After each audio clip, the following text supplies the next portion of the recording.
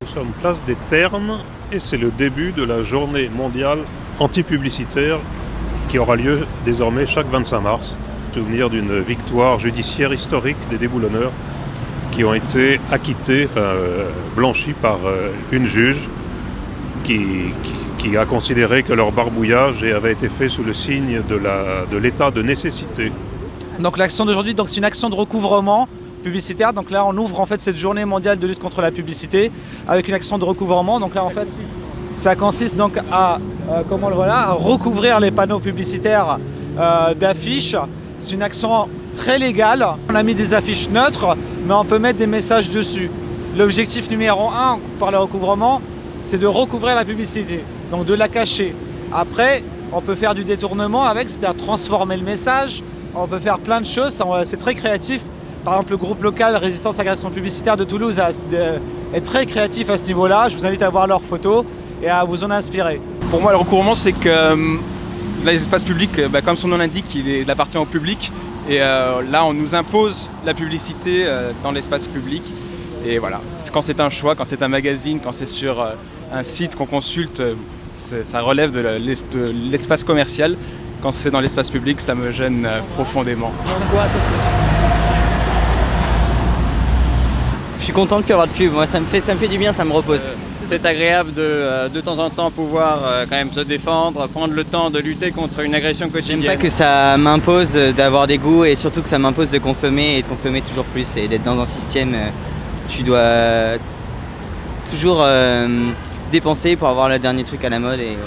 Je participe à ça parce que dans une société, dans un état de droit, on doit pouvoir dire non à quelque chose qui ne participe pas du service public ou de ce qui participe du bien commun. Et de la même façon qu'on doit pouvoir dire non à quelqu'un qui vous fait des avances sexuelles, on doit pouvoir dire non à une publicité qu'on n'a pas envie de se voir infliger matin, midi et soir, 50 fois dans la journée, etc. Est-ce qu'on m'impose des visions de la consommation, on m'impose des visions de la société?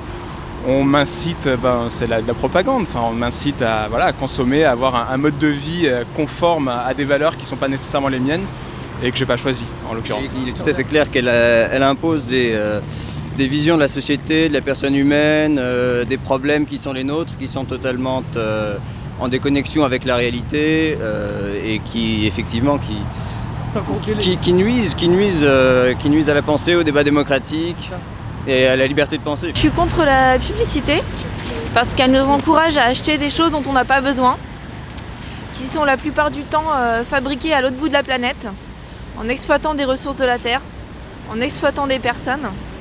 Et puis après et aussi en polluant.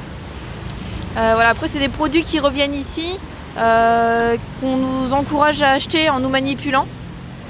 Et ça fait des déchets. Donc pour des raisons on va dire d'environnement, de santé, de liberté, je suis contre la pub. C'est vrai qu'il y a beaucoup de valeurs, de normes dans la publicité qui je pense qui sont pas celles qui permettent de construire une société qui est bâtie sur le partage, sur le respect, sur la liberté. Il faut être jeune, il faut avoir de l'argent, ou alors il faut être une femme objet, ou alors être une femme dans sa cuisine. C'est vraiment des modèles de réussite, des modèles de façon d'être dans une certaine société qui correspondent pas à mes valeurs et en fait un modèle humain, je pense. J'ai discuté avec beaucoup de copains qui sont vraiment dégoûtés des publicités qui utilisent les femmes. Parce que ça fait un peu appel à leur pulsion et en fait ils se sentent vraiment manipulés et du coup ils détestent ça. Il y a des affiches qui sont pas correctes et de voir ça c'est très énervant et c'est vrai qu'on a envie de changer ça. Mais surtout quand c'est en énorme dans le métro, on se dit bon, on pourrait faire ça autrement et on pourrait montrer une autre image de la femme. En fait. La publicité, dans sa forme actuelle, perpétue la domination masculine. Dans en tout cas la propagande qu'elle émet et à partir de là c'est inacceptable. De fait, par essence, la publicité est l'émanation d'une société de consommation, donc c'est nécessairement des valeurs de consommation et d'une certaine forme d'accomplissement uniquement par la consommation et je pense qu'il y a d'autres valeurs, d'autres formes de réussite, d'autres formes d'émancipation que celle d'acheter des choses dont on n'a pas besoin. Est-ce que ça avance, Yvan? Ça fait quand même une petite 20 ou 25 ans que tu es contre toi l'affichage comme ça Ça fait plus de 30 ans. Depuis 30 ans. Voilà. T'as vu les choses évoluer dans les esprits, dans les lois, dans les... On a évité certaines catastrophes réglementaires, encore tout récemment. Comme quoi ?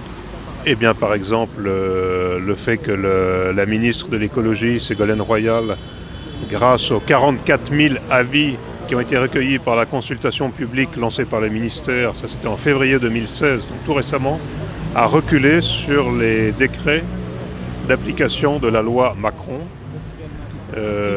qui disait, par exemple, qu'il pouvait y avoir de la publicité dans les parcs naturels régionaux, où elle est actuellement interdite, ou bien qu'on pouvait mettre des grands panneaux publicitaires vidéo dans les villes, qu'il pouvait y avoir de la publicité dans les villes de moins de 10 000 habitants, là où elle est interdite maintenant, etc., etc.